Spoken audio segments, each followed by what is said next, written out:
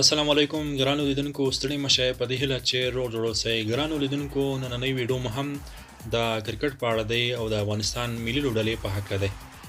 ګرانو لیدونکو په روان نړیوال جام لوبو کې افغان لوبډله تر دا مهال په بېساري ډول لوبېدلې، له ځانه پوره کارکردګي پوره وړتیا ښودلې. افغان لوبډلې په ډېر پیاوړتیا او یووالي اتفاق سره په ډېر پوره قوت سره وشوی کولای چې د پاکستان ملي لوبډله همداشان د انګلند، سریلانکا، نیدرلند لوبډلو ته ماتې ورکړي.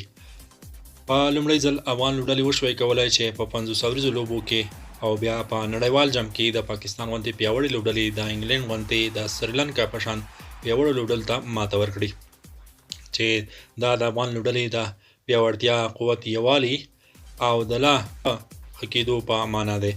افغان لوبډلې تر دا مهال په زړه پورې لوبې کړې دي. تر دا مهال افغان لوبډلې 4 بریاوې له ځانه سره لري او ورته پاتې 2 نورې لوبې له ساوث افریقا او استرالیا سره دي.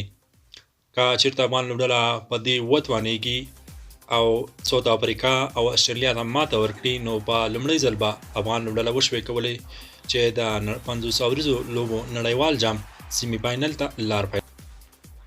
په دغه لوبو کې تر دا مهال د افغانستان ځینې پیاوړي لوبغاړي ډېر ښه ځلېدلي، لکه د پاکستان په وړاندې لوبه کې د رحمان الله ګربز او ابراهیم زدران په زړه پورې ملګرتیا، ورسره وروسته بیا د رحمت شاه او کپتان حشمت الله شهیدي په زړه پورې لوبه د ستایلو ده، او د بالینګ په برخه کې بیا د نور احمد په زړه پورې بالینګ بېساري بالینګ ترسره کړ.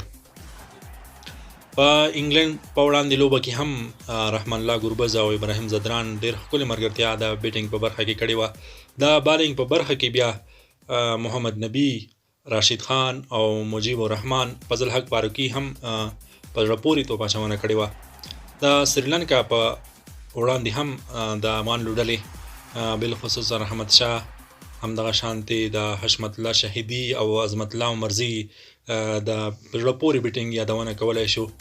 ورسره په بالینګ کې چې ښه لوبه ترسره کړي، البته چې ښه لوبه ترسره کړي.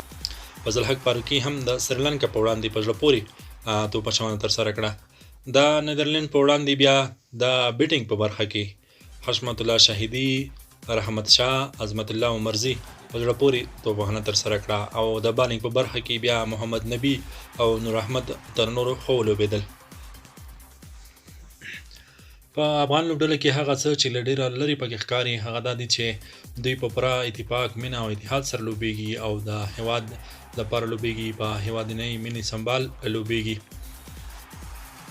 او بل دا ده چې د دوی بیټینګ له پخوا ډېر زیات ښه شوی دی، ډېر په زړه پورې بیټینګ سره لوبېږي، ډېر په ښه فکر او ښه اقدام سره لوبېږي.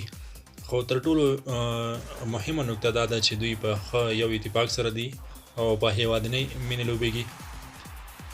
تر دا مهال افغانستان 2 لوبې په نړیوال جام کې پاتې دي، نو انشاءالله چې په دې امید یو چې افغانستان په دغه دواړو لوبو کې هم بریا خپله کړي او د لومړي ځل لپاره د نړیوال جام 500 اوریزو نړیوال جام سیمي فاینل ته لار پیدا کړي.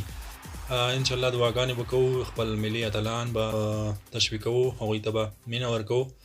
نو ګرانو لیدونکو دا وه زموږ د کرکټ په اړه نننۍ ویډیو. که ویډیو مو خوښه شوې وي ویډیو سره لایک او چینل هم در سره سبسکرایب کړئ. تر بیا د الله په امان، تاسو ټولو ته ښه وخت.